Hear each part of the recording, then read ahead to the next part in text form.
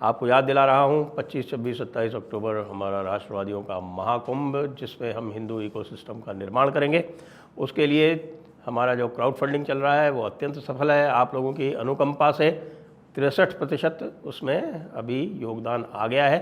आप सभी से अनुरोध है, कृपया इस योगदान को शीघ्र 100% करें। इसके लिए या तो QR स्कैन कर लें या फिर डिस्क्रिप्शन में जाके लिंक को क्लिक कर लें। नमस्ते, आप सभी से अनुरोध है कि कृपया हमारे चैनल को सब्सक्राइब करें, हमारे वीडियो को लाइक करें और शेयर भी अवश्य करें। हमारे यहाँ बांग्लादेश को लेकर तरह तरह की बातें चल रही हैं। बहुत सारे लोग इसको मोदी सरकार की कूटनीति की विफलता बता रहे हैं और बहुत सारे लोगों को ये लग रहा है कि भाई बांग्लादेश जैसा बड़ा और समृद्ध और शक्तिशाली देश जो है वो बहुत जल्दी भारत को परेशान करके भारत के ऊपर कब्जा कर लेगा। हाँ जी, ऐसे लोग भी हैं सोचने वाले, लेकिन उनको बिल्कुल आइडिया नहीं है कि वस्तुतः बांग्लादेश में क्या हो रहा है। और अब जो पता चल रहा है वो ये है कि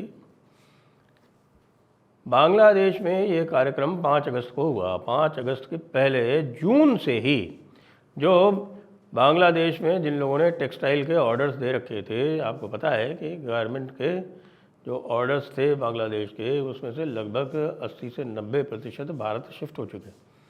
आपको संभवतः लग रहा होगा कि ये 5 अगस्त के बाद हुआ है। नहीं, ये कार्यक्रम जून से ही आरंभ था।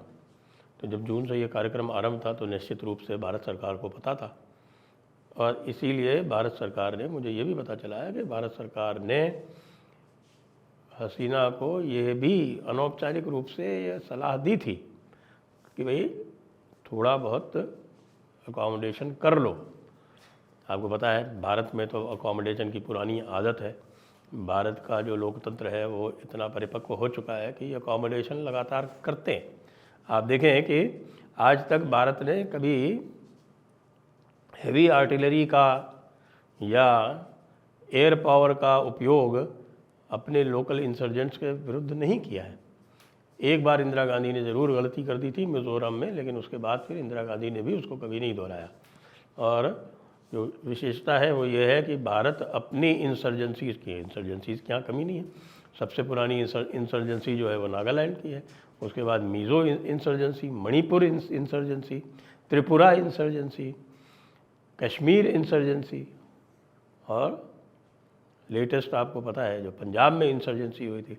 पंजाब इंसर्जेंसी तो आपको पता है कि वो पुलिस ने ही काबू कर लिया। पूरे विश्व में अकेला उदाहरण है जहाँ पुलिस ने काबू कर लिया। तो ये जो बांग्लादेश में जो हो रहा है वो कुछ अलग प्रकार का एक उदाहरण है।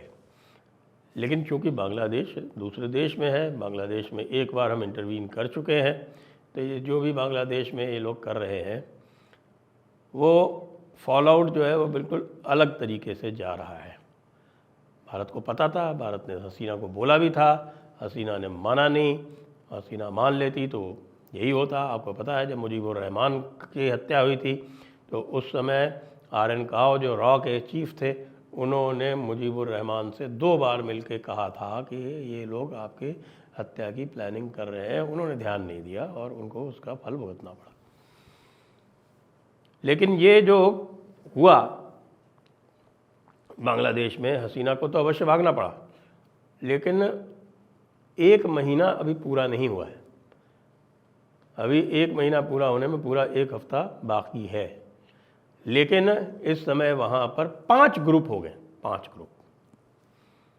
जब हसीना गई थी तब सब लग रहा था कि सब एक साथ है, BNP भी साथ है, जमात के जो काडर हैं, यद्यपि जमात इस्लामी जो थी वो बैंड थी, लेकिन जमात के जो काडर है वो भी BNP के साथ है, मिलिट्री भी उनके साथ है और उन्होंने सबने, छात्र भी उनके साथ हैं, स्टूडेंट्स भी उनके साथ हैं और उन्होंने सबने मिल के मोहम्मद यूनुस को बुला लिया, अंतरिम सरकार बना दी। फटाफट ये सारा काम हो गया हफ्ते भर के अंदर अंदर। उसके बाद से क्या हो रहा है आपको जानकर आश्चर्य होगा कि एक बड़ा भारी डेवलपमेंट हुआ। कल जमात इस्लामी को जो बैन किया हुआ था वो बैन उठा लिया अंतरिम सरकार ने, जो इंटरिम गवर्नमेंट है मोहम्मद यूनुस वाली, उन्होंने वो बैन उठा लिया। और बैन उठाने के बाद आप जानते हैं जमात इस्लामी ने सबसे पहला काम क्या किया, प्रेस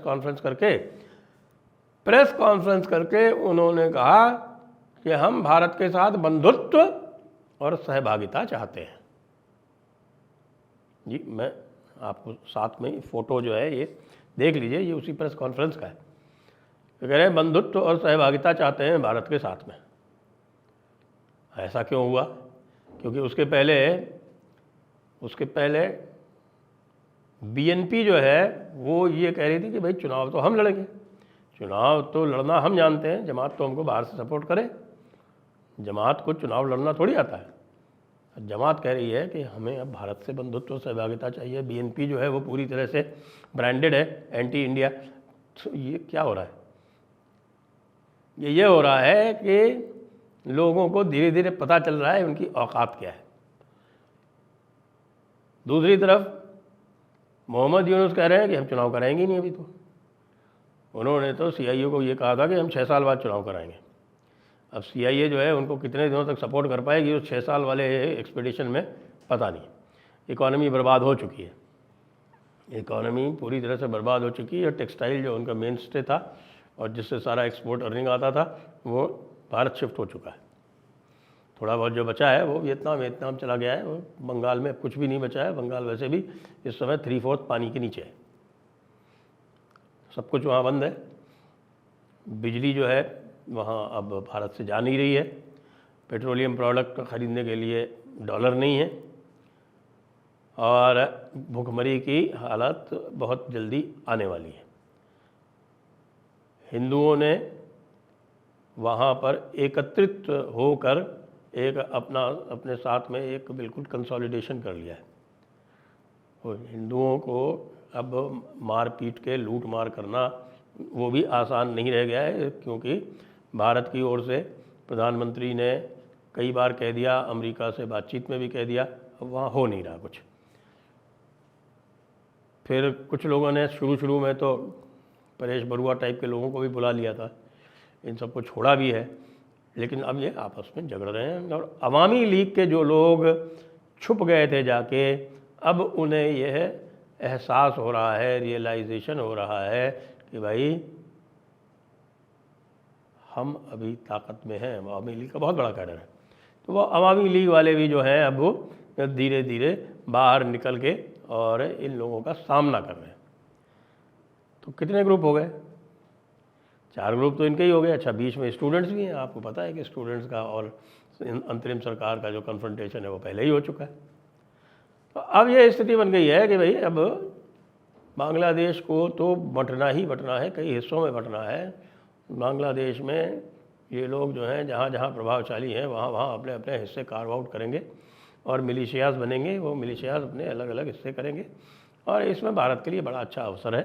भारत के लिए अच्छा अवसर है कि ये जो चिकन नेक है, रंगनगर वाली, रंगपुर ज़िले वाली और तो थोड़ा सा आपका जो ये राजशाही ज़िला है, रंगपुर राजशाही के उधर एक चिकन नेक से निकाले अपना आराम से 100-150 किलोमीटर का कॉरिडोर बन जाएगा और सीधे उधर कूच बिहार की तरफ और उधर जाके जोड़ दे इसको आराम से, और उसमें कोई बहुत ज़्यादा दिक्कत भी नहीं आने वाली। जो तीस्ता से जो बांग्लादेश के यदि आप ज्योग्राफिकल हिस्से करें तो मुख्यतः उसके 4 हिस्से हैं।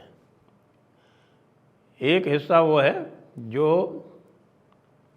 मेघना और पद्मा के पूर्व में पड़ता है।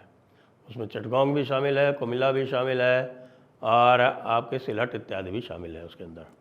ब्राह्मणबाड़ी जैसे जो एरियाज़ हैं वो सब उसमें आते हैं। फिर उसके बाद आप चले तो एक अपर मिडल एरिया है, जहाँ पर जिसमें ढाका भी आता है।